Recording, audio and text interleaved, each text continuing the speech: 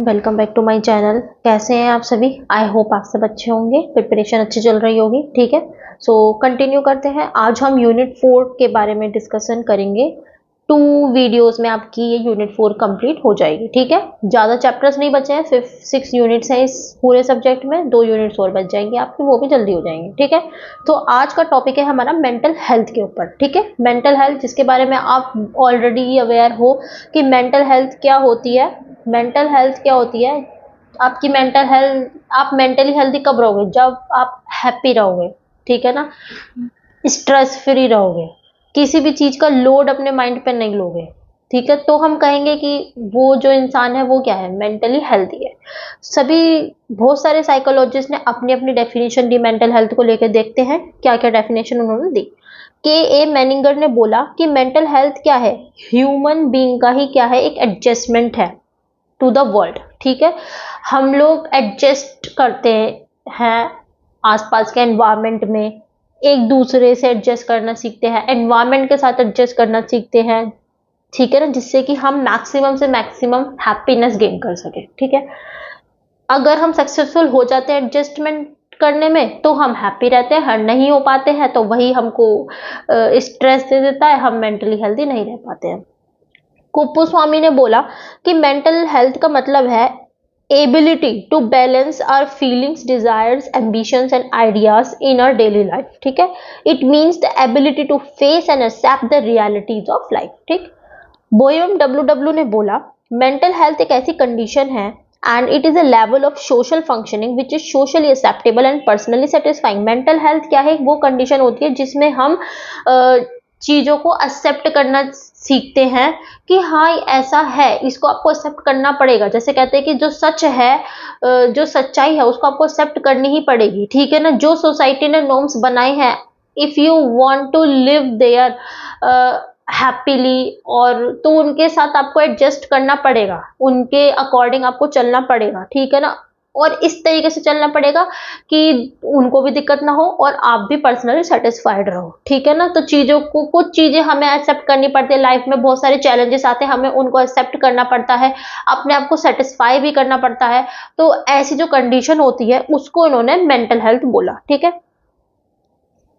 तो basically definition क्या है मेंटल हेल्थ की? मेंटल हेल्थ एक वो स्टेट है हमारी which encompassing emotional, psychological, social health, including how people think, feel, behave and cope with their life stress। कि हम किस तरीके से हमारे जीवन में जो स्ट्रेसेस आते रहते हैं, जो चैलेंजेस आते रहते हैं, हम उनको किस तरीके से लेते हैं, हम किस तरीके से सोचते हैं, हम किस तरीके से फील करते हैं, बिहेव करते हैं, किस तरीके से उनके साथ हम स्ट्रेसेस के साथ हम किस तरीके से हैंडल करते हैं, एनवायरनमेंट में किस तरीके से एडजस्ट करते हैं, किस तरीके से हम अपने आप को सेटिस्फाई करते हैं, हैप्पीली रहते हैं। It is more than the absence of mental illness. मतलब कि आप मेंटली हेल्दी हो, मतलब मेंटली हेल्दी मतलब मेरे कहने का मतलब है कि आप मेंटली, आप में कोई इलनेस नहीं है, कोई बीमारी नहीं है आपको मेंटली। ठीक है, if you doesn't have mental illness तो इसका मतलब ये नहीं है कि आप मेंटली हेल्दी हो। ठीक है ना, मेंटली हेल्दी होना तो एक बहुत ही बड़ा टर्म है। इफ समवन से कि इसमें कोई मेंटली इलनेस नहीं है तो इसका मतलब ये भी नहीं है कि वो मेंटली हेल्दी है। ठीक है ना, मेंटली हेल्दी होना अलाउ करता है इंडिविजुअल्स को to realise their potential, work productively and contribute to the community. ठीक, अब अच्छी मेंटल हेल्थ होना is characterized by the person's ability to fulfill a number of key functioning and activities like, क्या हो सकती है वे? the ability to learn। एक अच्छी मेंटल हेल्थ होना ये हम डिटरमाइन कर सकते हैं पर्सन की कुछ एबिलिटी से कि वो किस तरीके से फुलफिल करता है कुछ फंक्शंस को, लाइक कि किस तरीके से वो चीज़ों को सीखता है, किस तरीके से वो चीज़ों को परसीव करता है। The ability to feel, express and manage a range of positive and negative emotions, किस तरीके से वो चीज़ों को फील करता है, कैसे वो एक्सप्रेस करता है, या फिर पॉजिटिव और नेगेटिव जो भी उसके अंदर इमोशंस आते हैं उनको किस तरीके से बैलेंस करके चलता है, मैनेज करके चलता है। Ability to form and maintain a good relationship with others, या ability to cope with and manage change and uncertainty. कोई चैलेंजेस आ रहा है, कोई अनसर्टेनिटी जो वो नहीं चाहता कि उसके लाइफ में, लेकिन आ जाती है, तो वो उसके साथ किस तरीके से कॉप अप करता है। ठीक है ना, तो ये जिस तरीके से हम लोग, हमारी जो एबिलिटी होती है इन सब चीज़ों को परफॉर्म करने की, वो डिटरमाइन करती है कि हमारी मेंटल हेल्थ कितनी अच्छी है और कितनी नहीं। ठीक है, हम मेंटली कितने पॉजिटिव हैं, कितने स्ट्रांग हैं। ठीक है, mental health of a child क्यों जरूरी है? ठीक है ना, फाउंडेशन फॉर अ लाइफ। क्यों? क्योंकि अच्छी मेंटल हेल्थ जो है बच्चे को इनेबल करती है कि वो क्लियरली सोच पाए, अपने इमोशंस को मैनेज कर पाए, लोगों के साथ अच्छे संबंध बना पाए, इंटरेक्ट कर सके उनके साथ, और अपनी जो कोपिंग स्किल्स हैं उनको डेवलप कर सके। मतलब कि जो चैलेंजेस उसको फेस करने पड़ रहे हैं उनके साथ वो एडजस्ट कर सके, उनके साथ वो लड़ सके। ठीक है, इम्पैक्ट ऑन डेवलपमेंट, जो मेंटल हेल्थ होती है उसका डेवलपमेंट पे बहुत इम्पैक्ट पड़ता है। अगर आपकी मेंटल हेल्थ अच्छी नहीं होगी तो आपकी जो सोशो इमोशनल स्किल्स हैं उन पे इम्पैक्ट पड़ेगा, आपको दिक्कतें आएंगी स्कूल्स में और अपनी डेली लाइफ में। ठीक है, जो मेंटल हेल्थ होना बहुत जरूरी है। Long term health, mental health की जो कंडीशंस होती हैं चाइल्डहुड में, अगर बच्चे मेंटली हेल्दी नहीं होते हैं चाइल्डहुड में ही, तो उससे क्या होता है ना, बहुत ही ज़्यादा सीरियस और ना ख़त्म होने वाले ऐसे कंसिक्वेंसेस पैदा हो जाते हैं। लाइक बच्चों में सुसाइड का रिस्क बढ़ जाता है। ठीक है ना, मेंटली जब बच्चे अनहेल्दी रहते हैं ना चाइल्डहुड से, तो वो पता है जब बच्चा चाइल्डहुड से ही मेंटली अनहेल्दी रहने लग जाता है तो धीरे धीरे करके जो बच्चा होता है ना, सबसे पहले तो वो इंट्रोवर्ट होने लग जाता है। वो अपनी मन की जो इमोशंस है वो बाहर ही नहीं निकालता है। ठीक है, अंदर ही अंदर घुटता रहेगा, किसी ने कुछ गलत वलत कह दिया तो वो अंदर ही अंदर घुटता रहेगा, अंदर ही अंदर दबाता रहेगा उस बात को, वो इंट्रोवर्ट हो जाता है। और जो इंट्रोवर्ट लोग होते हैं ना, वो अपने मन में जाने क्या कुछ बसा के बैठे होते हैं। Extrovert and ambivert are the best, I think. ठीक है, हम बच्चे की मेंटल हेल्थ को किस तरीके से सपोर्ट कर सकते हैं? उसको नर्चरिंग एनवायरनमेंट प्रोवाइड करके, बच्चों को एक सेफ और सपोर्टिव एनवायरनमेंट प्रोवाइड करके, जिसमें प्यार हो, केयर हो, जो हेल्प करे उन बच्चों का स्ट्रॉन्ग फाउंडेशन बिल्डअप करने में। ठीक है, ओपन कम्युनिकेशन, ये रीएश्योर करना बहुत जरूरी है कि जो बच्चे हैं वो अपना बहुत ही स्ट्रेस फ्री फील करें। ठीक है ना, बिल्कुल भी सैड ना हो, और उनको एनकरेज करा जाए कि वो अपनी फीलिंग्स को, अपने इमोशंस को एक्सप्रेस करना सीखे। ये बहुत जरूरी है। ठीक है ना, जब तक हम अपनी फीलिंग्स को एक्सप्रेस नहीं करेंगे ना, तब तक हमारे मन में कुछ ना कुछ स्ट्रेस लोड भरा ही रहेगा दिमाग में। ठीक है ना, active life style and nutrition, बच्चों को फिजिकल एक्टिविटी के लिए ज्यादा से ज्यादा एनकरेज करना चाहिए, उनको अच्छा न्यूट्रिशन देना चाहिए जिससे उनका मूड इंप्रूव होगा और स्ट्रेस भी कम होगा। फिजिकल एक्टिविटी रहेगी तो वो फिजिकली फिट भी रहेंगे और मेंटली भी फिट रहेंगे। ठीक है, प्रोफेशनल हेल्प, आप पेडिट्रिशियन से कंसल्ट कर सकते हैं या फिर जो मेंटल हेल्थ स्पेशलिस्ट है उनसे कंसल्ट कर सकते हैं अगर आपको कुछ ऐसे साइन नजर आते हैं कि बच्चा मेंटली अनहेल्दी है, स्ट्रगल करना पड़ रहा है, such as changes in behaviour, mood और स्लीप। ठीक है, प्ले एंड कनेक्शन, आप बच्चों के साथ टाइम स्पेंड करें, उनके साथ खेलें, जिससे कि खेलने से क्या होता है कि आपकी भी बच्चों के साथ जो बॉन्डिंग होती है वो और स्ट्रांग होती चली जाती है, और इससे इमोशनल डेवलपमेंट भी होता है बच्चे का। बच्चा जितनी अच्छी बॉन्ड आपके साथ बना पाएगा उतने ही अच्छे से वो अपनी इमोशंस को आपके साथ एक्सप्रेस भी कर पाएगा। ठीक है, कैरेक्टरिस्टिक्स क्या है मेंटल हेल्थ के? इमोशनल रेगुलेशन एंड स्टेबिलिटी, जो एबिलिटी होती है हमारी चीजों को एक्सप्रेस करने की, अपने इमोशंस को मैनेज करने की, है ना, without becoming overwhelmed, without becoming overloaded them into our mind. ठीक है ना, चाहे वो आप सीख जाते हो। मतलब कि मेंटली हेल्दी होने से मतलब ये होता है कि जो बच्चा अपनी इमोशंस को एक्सप्रेस करने लग जाता है, उनको बैलेंस करने लग जाता है, उनको ओवरलोडेड नहीं करता अपने माइंड पे। ठीक है, रीसाइलेंस, मतलब बच्चा जो होता है स्ट्रेस के साथ उसके अंदर इतनी कैपेबिलिटी आ जाती है कि वो स्ट्रेस के साथ कोप अप करने लग जाता है। चेंज अगर उसकी लाइफ में कोई आ रहा है तो उस चेंज के साथ भी वो अडेप्ट करने लग जाता है, और अपनी लाइफ में जितने भी उसके डिसअपॉइंटमेंट्स रहे होंगे, ठीक है ना, उनके साथ वो रिकवर करने लग जाता है अगर बच्चा मेंटली हेल्दी है तो। ठीक है, पॉजिटिव सेल्फ परसेप्शन, बच्चे के अंदर सेल्फ कॉन्फिडेंस आ जाता है। ठीक है ना, वो अपने आप को ही ऐसा समझने लगता है कि दैट आई एम गुड। ठीक है ना, इफ मैं अच्छा हूं, ठीक है ना, मतलब वो जानता है कि हाँ ठीक है जैसा भी है, आई एम पॉजिटिव लेकर चलता है हर चीज को, सेल्फ कॉन्फिडेंस उसके अंदर आ जाता है और वो अच्छा समझता है। मतलब ऐसा नहीं कि उसके साथ कुछ गलत हो गया या उसने कुछ गलत कर दिया तो मैं तो बहुत ही बुरा हूं, वो चीज नहीं, आई एम गुड, वो वाली फीलिंग बच्चे के अंदर रहती है। meaningful relationship, ability to establish and maintain healthy satisfying relationship with family, friends and peers, ठीक है। ऑटोनॉमी एंड फंक्शनिंग मतलब the capacity to make independent decisions ले पाता है बच्चा, प्रॉब्लम्स को सॉल्व कर पाता है और इंडिपेंडेंटली अपने लाइफ को जी पाता है, ठीक है। प्रोडक्टिविटी एंड इंगेजमेंट मतलब कि एक्टिवली इंगेज रहता है बच्चा किसी भी काम में, ठीक है ना, अपनी लाइफ में फीलिंग आती है उसके अंदर एक अचीवमेंट वाली, ठीक है। रियलिटी एक्सेप्टेंस मतलब बच्चा रियलिटी में जीता है, ठीक है, फैक्ट्स को एक्सेप्ट करता है। Having a realistic optimistic view of life, एक ऑप्टिमिस्टिक व्यू रहता है हमेशा लाइफ को लेकर। ऑप्टिमिस्टिक व्यू का मतलब आप समझते हो हमेशा पॉजिटिव साइड को देखना, नेगेटिव साइड को मत देखो। पॉजिटिव साइड को देखोगे तो आपका माइंड पॉजिटिव रहेगा, आप अच्छा सोचोगे, आपका माइंड हेल्दी रहेगा, ठीक है। ऑप्टिमिस्टिक व्यू का एक एग्जांपल तो एक टर्म होता है ऑप्टिमिस्टिक, एक टर्म होता है पेसिमिस्टिक। आपने देखा होगा कि एक गिलास है, उसके अंदर मान लो पानी, इतना पानी है, तो बहुत से लोग तो कह रहे हैं कि ये जो गिलास है ये आधा भरा हुआ है, बहुत से लोग कह रहे हैं कि गिलास आधा खाली है।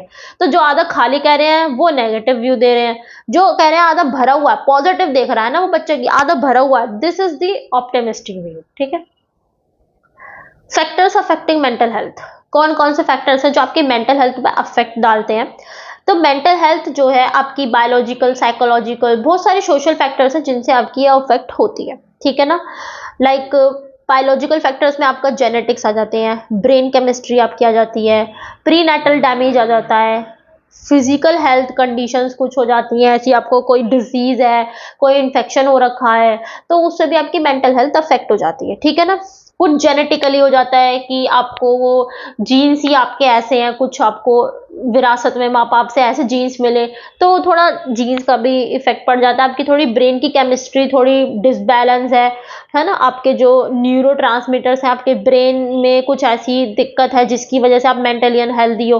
प्रीनेटल एज मैंने आपको प्रीनेटल क्या होता है, जब कंसीव से बर्थ तक का जो टाइम होता है उसको बोला जाता है प्रीनेटल, ठीक है ना।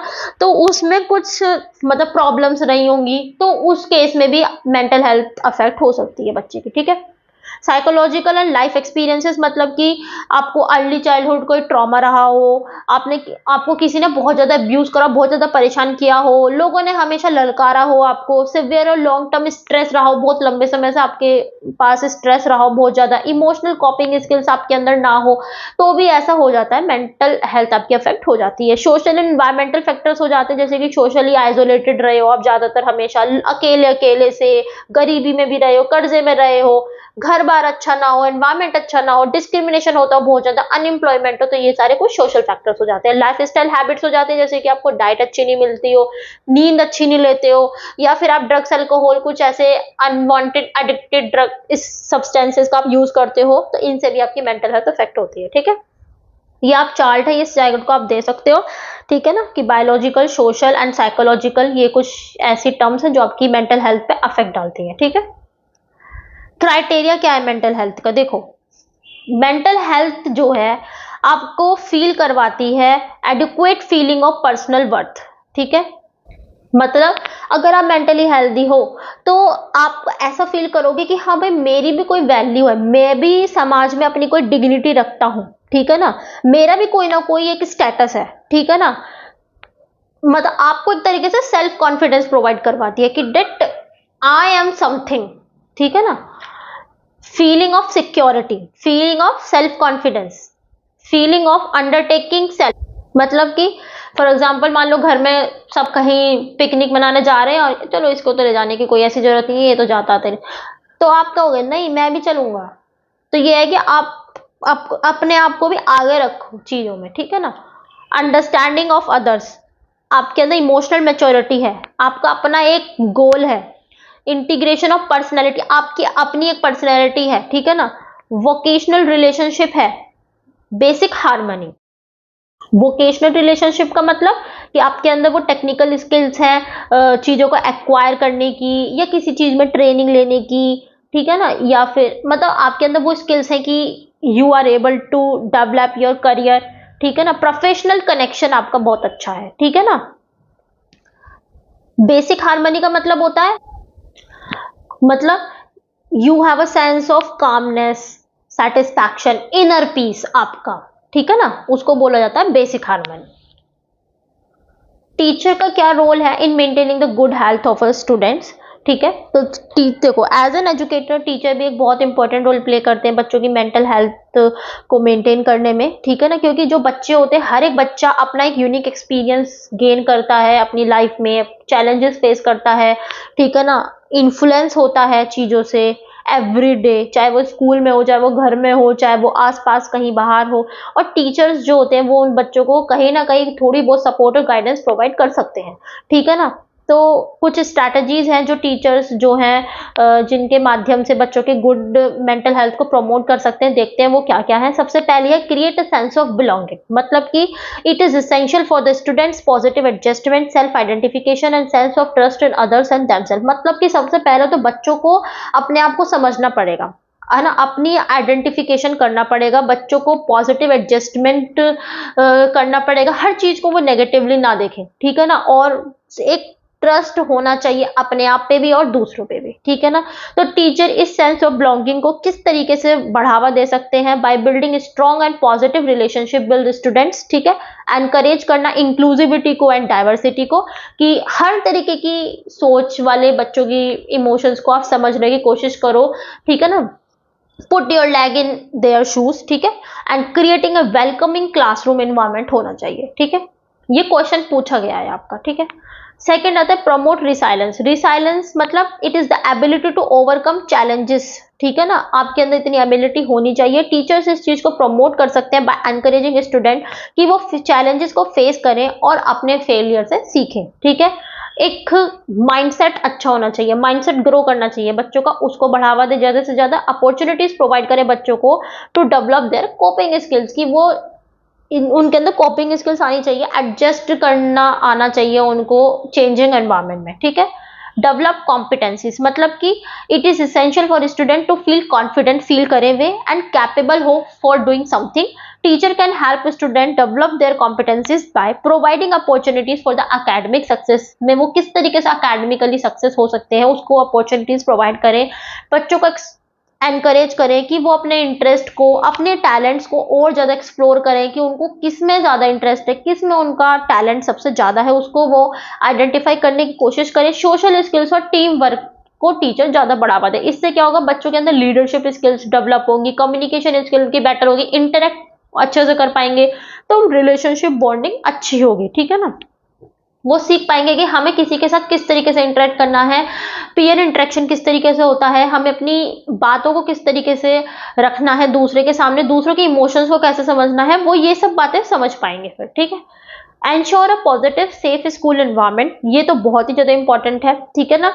इसके लिए आप पॉजिटिव बिहेवियर्स को ज़्यादा से ज़्यादा प्रमोट करो, रेस्पेक्ट दो हर किसी को, हर किसी की रिस्पॉन्सिबिलिटी को समझो और जिम्मेदारियां दो, जिससे कि वो जिम्मेदारियां उठाना भी सीखे, और काइंडनेस वाले इमोशन, भावना होनी चाहिए आपके पास, ठीक है। नेगेटिव बिहेवियर को ज्यादा से ज्यादा रोकने की कोशिश करो, such as bullying and harassment. Encourage करो बच्चों को कि वो साथ में काम करें, ठीक है ना, एक दूसरे को सपोर्ट करें। Teach and reinforce positive behaviours, ठीक है ना। आप जो है बच्चों की मेंटल हेल्थ अगर अच्छी रखना चाहते हो तो उसके लिए पॉजिटिव बिहेवियर को एनकरेज करना, उसको रीइंफोर्स करना बहुत ज़्यादा ज़रूरी है। इसके लिए आप कंसिस्टेंट सपोर्ट बच्चों को प्रोवाइड करते रहो, अपनी सोशल स्किल्स को, प्रॉब्लम सॉल्विंग स्किल्स को, इन सबको थोड़ा इम्प्रूव करो, ठीक है ना।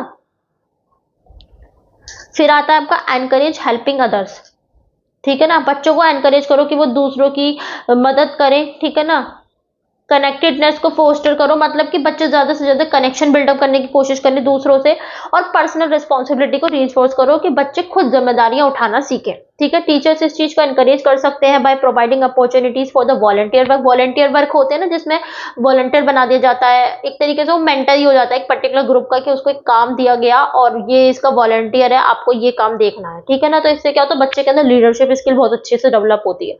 Recognising positive contributions and fostering empathy and kindness, ठीक है। एनकरेज गुड फिजिकल हेल्थ, ये तो बहुत ही ज्यादा इंपॉर्टेंट, बच्चा फिजिकली हेल्दी होगा तो मेंटली भी हेल्दी रहेगा। इसके लिए आप रेगुलर एक्सरसाइज पे फोकस करो एंड बैलेंस डाइट पे फोकस करो, अपॉर्चुनिटीज प्रोवाइड करो बच्चों को फिजिकल एक्टिविटी के लिए, बच्चों को एजुकेट करो about the importance of sleep and nutrition, this is the most important, ठीक है। एजुकेट करो स्टाफ को, पेरेंट्स को, स्टूडेंट्स को, ठीक है ना, उनको मेंटल हेल्थ इश्यूज के बारे में बताओ, ठीक है ना, जिससे कि जो एडल्ट्स हैं, जो स्टूडेंट्स हैं, वो इनेबल हो सके ये रिकॉग्नाइज करने में कि किसको कहाँ मदद की जरूरत है, ठीक है ना। तो इंफॉर्मेशन प्रोवाइड करो स्टाफ को, पेरेंट्स को, बच्चों को about the mental health issues, ठीक है ना।